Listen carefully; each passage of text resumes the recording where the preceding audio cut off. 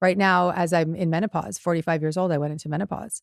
And because I did a lot of IVF later in life, if I hadn't got on HRT, on hormone replacement therapy, I would have probably done, I was 6 months ago at the same dark place I was as I was in postpartum. The only difference was I had enough awareness to get some medicated support faster.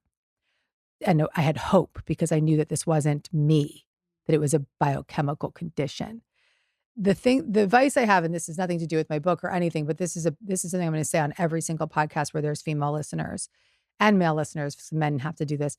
Get a hormone panel once a year starting at the age of 35. Like, go get a detailed hormone panel. And even if you have to like pay out of pocket for it, save up the money. If you don't have the finances, there's a lot of things out there like Winona and MIDI Health. And I don't know what their scaling fees are, but just where there's a will, there's a way. Get a full hormone panel, because it turns out that 10 years ago, I could have been taking some estrogen and a little progesterone. And when I met with the doctor last week, she's like, your postpartum, yes, it was biochemical, but it was also, you were tanked in your estrogen and progesterone. And had you had some hormonal support at that time, you might not have needed the other medication.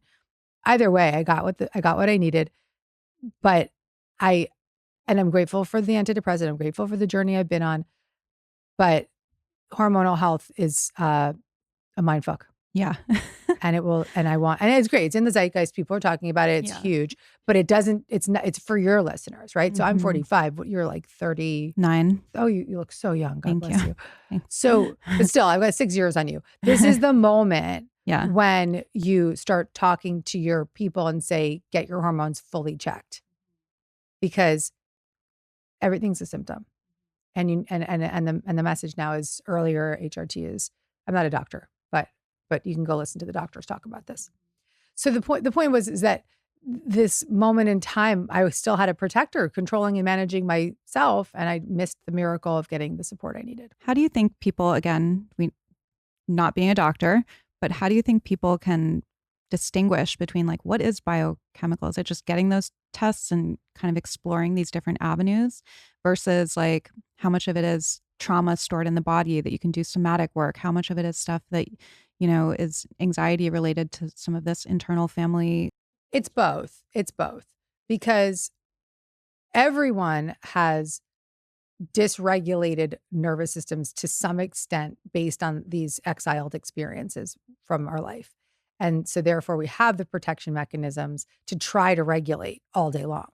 So that's happening for everybody on extreme ways or less extreme ways, right? So like, I have a friend who's like, I have no trauma, but every time like his husband walks in the room, he's like bracing like this. Do you know what I mean? Like, something's fucking going on there, right? So like, your body knows, your reactions are showing us. So this is just so you have these responses, these protectors, whenever you feel reactive, whenever you feel activated, whenever you feel like you're taken over by something and you're like, this isn't me, it's happening to me.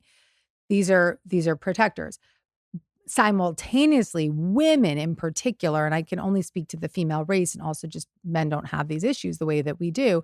Women, we have periods, we have hormonal dysregulation in our, from 35, 30, even earlier onward.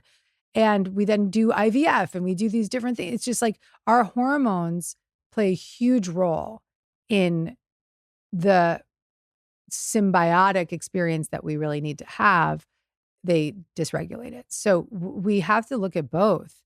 I think that some of us who also have really extreme adverse experiences from our childhood might have lived many of our younger years in a lot of dysregulation and a lot of hypervigilance. And as a result, your nervous system is shot. And therefore, when your nervous system is shot and you're living in this sort of like allostatic load of just adrenal pumping the adrenals, then you might have more hormonal issues later as well, because these two things go hand in hand. So it's just all of the above. Do both. Mm-hmm. Yeah. That's me, by the way, as you're talking. I'm like, this is me. So many of us. It's all of your listeners listening. I'm a different person each week of the month. Like, you're in perimenopause. I know. Yeah. I keep calling you love and sweetheart. I think it's because I have this like really tremendous compassionate connection. I like it. To you. Yeah. I feel like you're a little sister because I know your journey and I know we have a shared journey, you know? And so I want to like, in a way, like, I'm like, oh, I want to care for her. You know, that's my self energy. Because you hear, I said compassion, connection. That's my self energy that's extending to you right now. I feel it and I like it. Yeah. Yeah.